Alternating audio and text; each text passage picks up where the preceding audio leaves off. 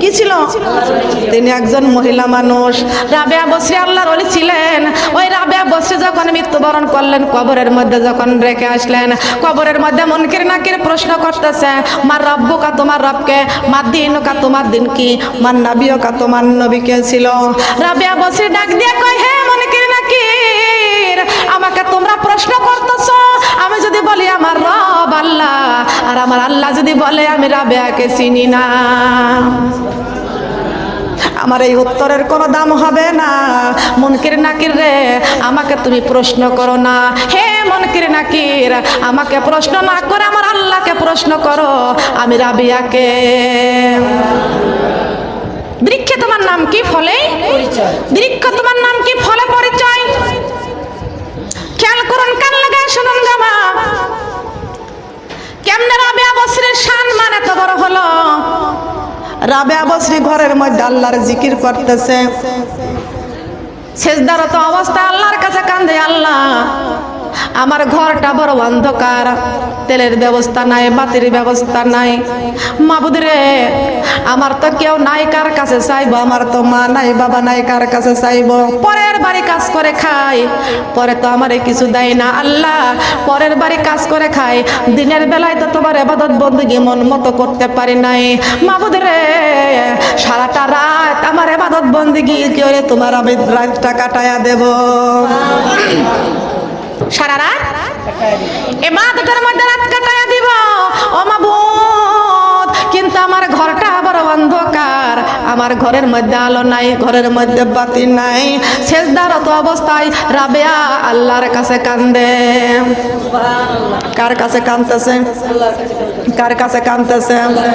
আল্লাহ তোমার কাছে সবই কিছু, আল্লাহ আমার কাছে নাই কিছু, আল্লাহ তোমার কাছে সবই কিছু, আল্লাহ আমার কাছে, আল্লাহ তুমি যদি আমার হও, আল্লাহ তুমি যদি আমার হও, অন্ধকারে কবরে কিসের ভয়, সুবহানাল্লাহ আলহামদুলিল্লাহ লা ইলাহা ইল্লাল্লাহ, সুবহানাল্লাহ আলহামদুলিল্লাহ, সুবহানাল্লাহ আলহামদুলিল্লাহ। সাদে শুরু যারে গ্রহ তারা, আমার আল্লাহ নামে পাগল তারা, সাদে শুরু যারে গ্রহ তারা, আমার আল্লাহ নামে পাগল তারা, আমার আল্লাহ নামে এতই দয়া, আমার আল্লাহ নামে এতই মায়া, লুকিয়ে রাখেছেন হে আল্লাহ, সুবহানাল্লাহ আলহামদুলিল্লাহ, সুবহানাল্লাহ আলহামদুলিল্লাহ, লা ইলাহা ইল্লাল্লাহু মুহাম্মাদুর রাসূলুল্লাহ। সবাই বলেন সাল্লাল্লাহু আলাইহি ওয়াসাল্লাম। রাবেয়া বসরি সেজদায় পরে পরে আমার আল্লাহ পাক রব্বুল আলামিনের কাছে কাঁদতেছেন। আমার আল্লাহ পাক রব্বুল আলামিন ডাক দিয়ে বলতেছেন, ও ফেরেশতারা রে, আমার রাবেয়া কাঁদতেছে, আমি আল্লাহর কাছে সাহায্য চাইতেছে রে, আমার রাবেয়ার অন্ধকার ঘরটা নূরের পিণ্ড জ্বালাইয়া আলোকিত করে দাও। কে দিয়েছিল বলেন? কে দিয়েছিল? কি হলো? আসুন,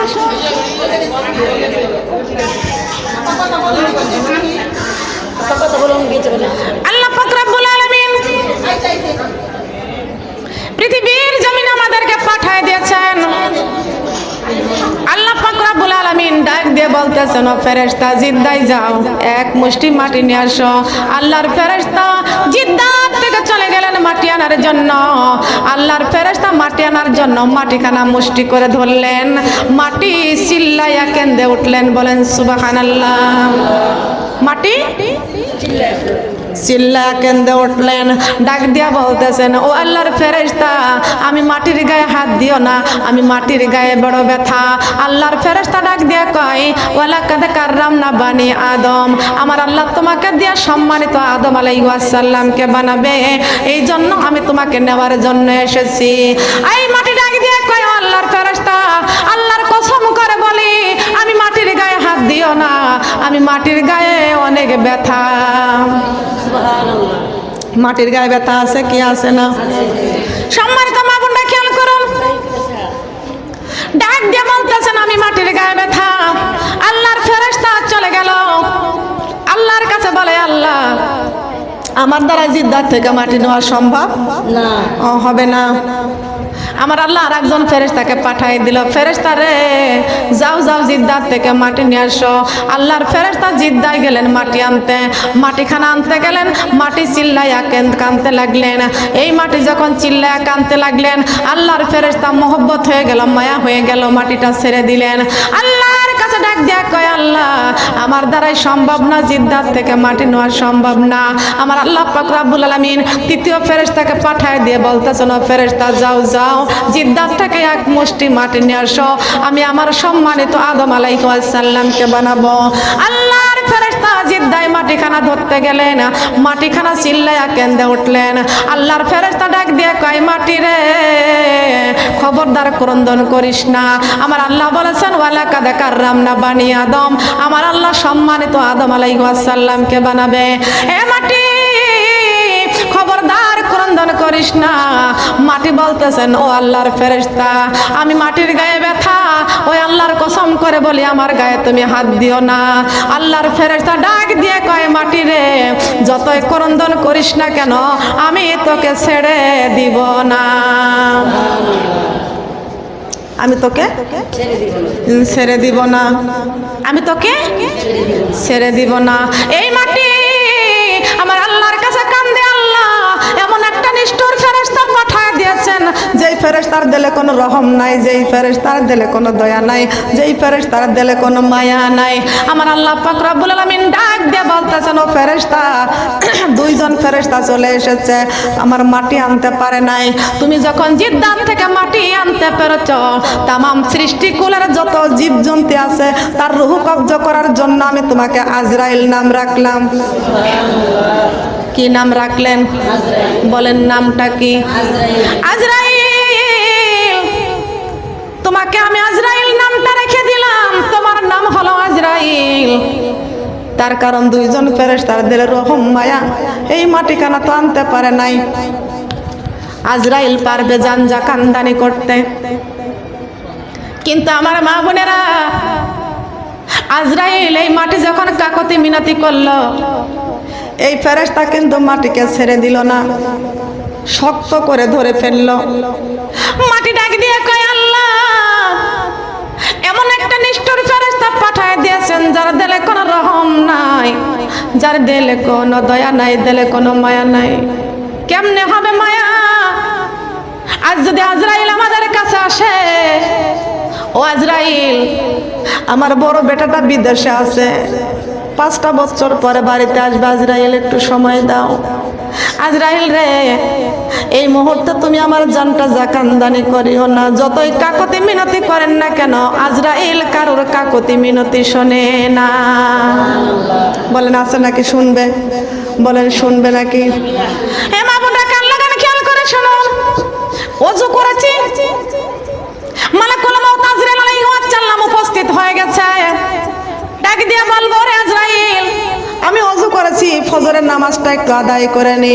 আজরাইল আলাইহিস সালাম বলবে, না না আমার কাছে কোনো সময় নাই, আমি সময়ের ধারধারি না, আমার আল্লাহ যখন হুকুম করবে তখনই আমি মানুষের প্রাণটা হরণ করি।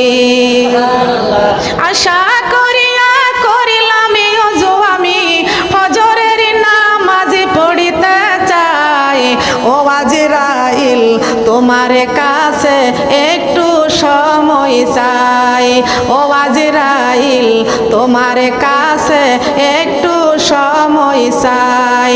সময় আমি পারব না দিতে, আমার আল্লাহর হুকুম মানতে হয়, ও মুর্দা ভাই আমার কাছে কাছে একটু সময় নাই। ও মুর্দা ভাই আমার কাছে আশা করিয়া কইলাম অজু আমি জোহরের নামাজ পড়িতে চাই। ও আজরাইল তোমার কাছে একটু সময় চাই। ও আজরাইল তোমার কাছে একটু সময় চাই। সময় আমি পারব না দিতে, আমার আল্লাহর হুকুম মানতে হয়। ও মুর্দা ভাই আমার কাছে একটু সময় নাই। ও মুর্দা ভাই আমার কাছে একটু সময় নাই। দিবে কি সময়? দিবে নাকি সময়? ও সোনার মা বোনেরা, আজরাইলের কাছে সময় চাইব গো মা, আজরাইল আমাদের কখনো সময় দিবে না। আজকে দেখা যায় আমরা নামাজ পড়তে চাই না, কোরআনও পড়তে চাই না, ইচ্ছা মতো চলাফেরা করি। আমার আল্লাহ পাক রব্বুল আলামিন ডাক দিয়ে বলতেছেন, মাটি রে ক্রন্দন করো না, ও মাটি তুমি ক্রন্দন করো না, তোমাকে দিয়ে আমি আমার সম্মানিত আদমকে বানাবো। সম্মানিত আদমকে বানাবো। মাটি ডাক দিয়ে কয়, আল্লাহ আমাকে দিয়ে যে আদম বানাবেন আর আদম জাতকে যে ইবাদত বন্দিগি দিবেন, এই আদম জাত যদি ইবাদত বন্দিগি না করে আমি মাটির জাহান্নামের আগুন সহ্য করতে পারবো না। মাটি জাহান্নামের আগুন সহ্য করতে পারবো না, আমি মাটি জাহান্নামের আগুন সহ্য করতে পারবো না। তবে আল্লাহ তোমার কসম করে বলি, আমি মাটিকে দিয়া যে আদমকে আপনি বানাইতেছেন, আমি মাটিকে দিয়া যে আদমকে বানাইতেছেন, আমি তোমার কসম করে বললাম আপনার একটা হুকুম অমান্য করে যদি এই মাটির জাত যদি আমার ঘরে আসে, আমি কিন্তু তাদেরকে শাস্তি দিয়েই ছাড়বো। আমি মাটির ঘরে যাব কি যাব না? আমি কবরে বড় ভয়ঙ্কর, আমি কবরে বড় অন্ধকার, আমি কবরে বড় ভয়ঙ্কর, আমি কবরে বড় অন্ধকার। আমার ঘরে আসতে হবে, আমার ঘরে আসতে হবে, কোরআন শরীফ বুকে করে লা ইলাহা কালিমা লা ইলাহা কালিমা লা ইলাহা। আমি কবরে বড় ভয়ঙ্কর, আমি কবরে বড়, আমি কবরে বড় ভয়ঙ্কর, আমি কবরে বড় অন্ধকার। আমার ঘরে আসতে হইবে, আমার ঘরে আসতে হইবে, ফজরের নামাজ জলদি পড়ে লা ইলাহা কালিমা লা ইলাহা কালিমা লা ইলাহা কালিমা লা ইলাহা। আমি কবরে বড় ভয়ঙ্কর, আমি কবরে বড় অন্ধকার, আমি কবরে বড় ভয়ঙ্কর, আমি কবরে বড় অন্ধকার। আমার ঘরে আসিবার তুমি, আমার ঘরে আসিবার তুমি, জোহরের নামাজ জলদি পড়ে লা ইলাহা কালিমা লা ইলাহা কালিমা লা ইলাহা লা ইলাহা ইল্লাল্লাহু মুহাম্মাদুর রাসূলুল্লাহ। সবাই বলি সাল্লাল্লাহু। শোনার মা বোনরা কান লাগান, ভালো করে খেয়াল করে শুনুন। আল্লাহ পাক রব্বুল আলামিন এই আদম আলাইহিস সালামকে বানালেন, বানাই আরশের মধ্যে রেখে দিলেন, আরশের নিচে আল্লাহ পাক রব্বুল আলামিন আরশ থেকে বৃষ্টি বর্ষণ করতে লাগলেন। আব্বাজান আদম আলাইহিস সালামের দেহটা রূপান্তর হয়ে গেলেন, বলেন সুবহানাল্লাহ। সোনার মা বোনরা কান লাগান, এই দেহে যতক্ষণ পর্যন্ত রূহ আছে ততক্ষণ পর্যন্ত এই দেহের দাম আছে, যতক্ষণ পর্যন্ত এই রূহ দেহ থেকে রূহটা বের হয়ে যাবে এই দেহের আর কোনো দাম থাকবে না। দেহ ছাড়া যেমন রূহ ছাড়া যেমন দেহের কোনো দাম নাই, জীবনে কোরআন ছাড়া জীবনের কোনো দাম নাই, আছে নাকি বলেন? যে জীবনে কোরআন নাই ওই জীবনের কোনো দাম নাই, আছে নাকি? বলেন আছে? লক্ষ্য করুন, খেয়াল করে শুনুন, আল্লাহ পাক রব্বুল আলামিন আমাদেরকে মাটি দিয়ে বানাইলেন। আব্বা জান আদম আলাইহিস সালামকে মাটি দিয়ে বানাইছেন, আরশের নিচে রেখে দিয়েছেন। যতক্ষণ পর্যন্ত রূহ পান নাই, আমার আল্লাহ রূহের জগৎ থেকে রূহটাকে নিয়ে আব্বা জান আদম আলাইহিস সালামের মাটির পিঞ্জিরায় দিয়ে দিলেন। সুবহানাল্লাহ। ভালো করে খেয়াল করে শুনুন, এই রূহটা যখন মাটির পিঞ্জিরায় যখন দিলেন, সঙ্গে সঙ্গে মাটির পিঞ্জিরা থেকে এই রূহটা বের হয়ে গেলেন। সুবহানাল্লাহ। কি হয়ে গেলেন? বের হয়ে গেলেন। কেন? কি জন্য? আল্লাহ কই রূহরে পছন্দ করে, যাচাই করে, বাছাই করে আদমের মাটির পিঞ্জিরায় তোকে প্রবেশ করাইয়া দিলাম, বের হয়ে গেলি কেন বল?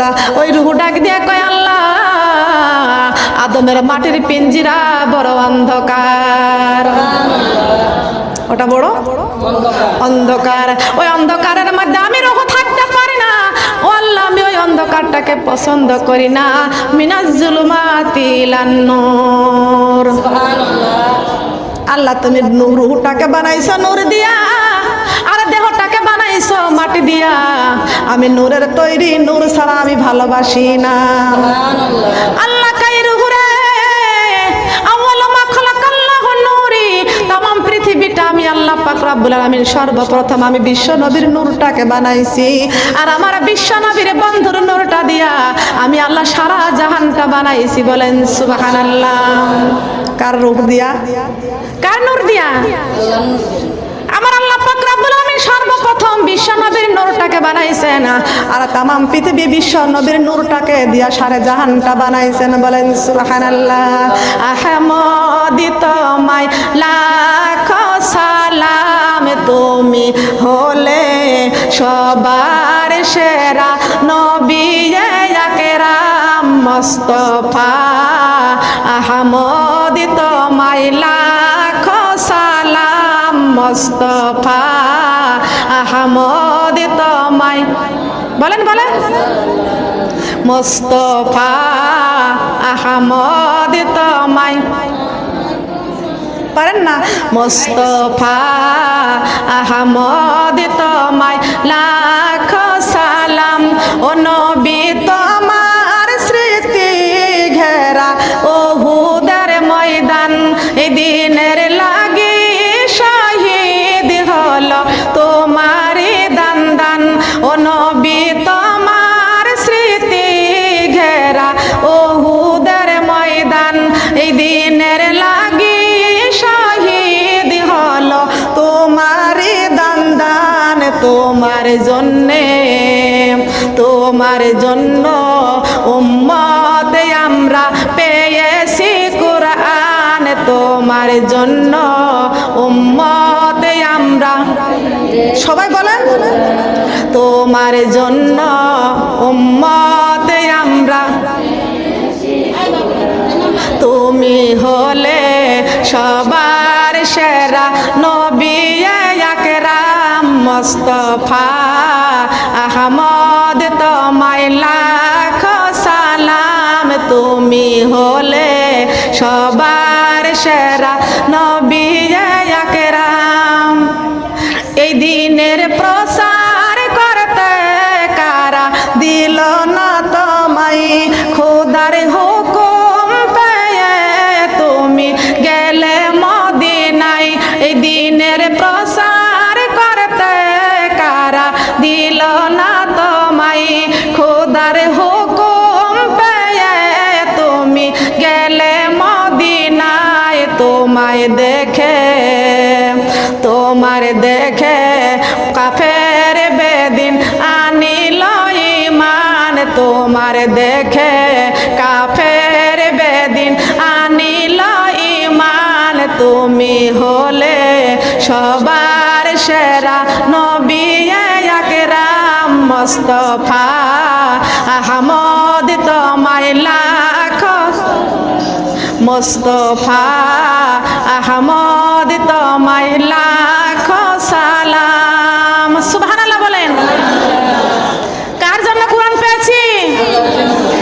বিশ্ব নবী। নবীজি কোরআন শরীফ রেখে গেছেন, গেছেন কি গেছে নাই? গেছেন না? আল্লাহ পাক রব্বুল আলামিন বলেছেন আওয়ালা মা খালাকাল্লাহুন নূরি, আমি আল্লাহ পাক রব্বুল আলামিন সর্বপ্রথম বিশ্ব নবীর নূরটাকে বানাইছি, আর আমার বন্ধুর নূর দিয়ে আমি আল্লাহ সারা জাহানটা বানাইছি। এই রুহু ডাক দিয়া কয় আল্লাহ, আমি এই রুহুটা মাটির দেহ বড় অন্ধকার, আমি থাকতে পারি না, আমি থাকতে পারি না। আল্লাহ পাক রব্বুল আলামিন ডাক দিয়া কয় রুহু রে, তুমি আদমের মাটির পিঞ্জরায় যাইয়া ওই আরশের দিকে তুমি লক্ষ্য করো। বলেন সুবহানাল্লাহ। কোন দিকে? আরশের দিকে লক্ষ্য করে দেখো। রুহু, এটা কি বক্সেরই আছে? আওয়াজ আছে? শুনতে পাচ্ছেন? শুনতে পাচ্ছেন? খেয়াল করুন আমার মা বোনেরা, আল্লাহ পাক রব্বুল আলামিন হুকুম করেছেন রুহু আদমের মাটির পিঞ্জরায় যাইয়া আরশের দিকে তুমি লক্ষ্য করো, তাকাও।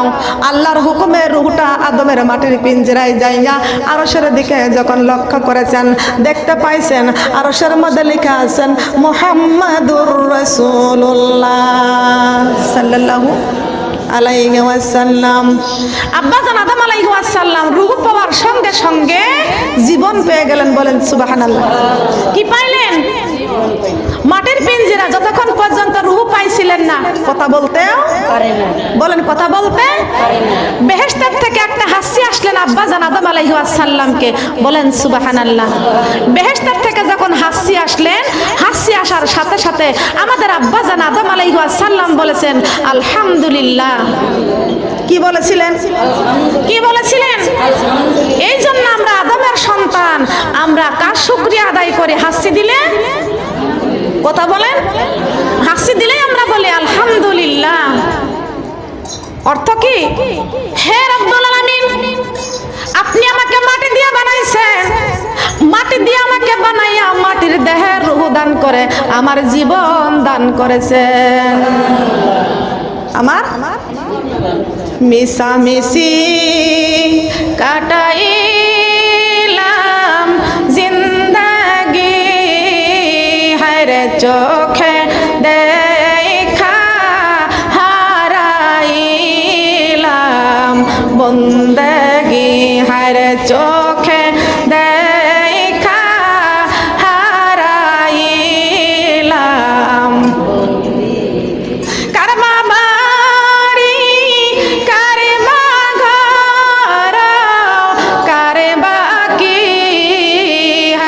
মরার পরে কবরে হইবে বসতি, হায়রে মরার পরে কবর হইবে। এই দুনিয়া ফেরে মেরি কারখানা, মরার পরে কবর হইবে জেলখানা, হায়রে মরার পরে কবর হইবে জেলখানা। ঠিক কিনা বলেন? মরার পরে কবর হবে কি? বলেন কি হবে?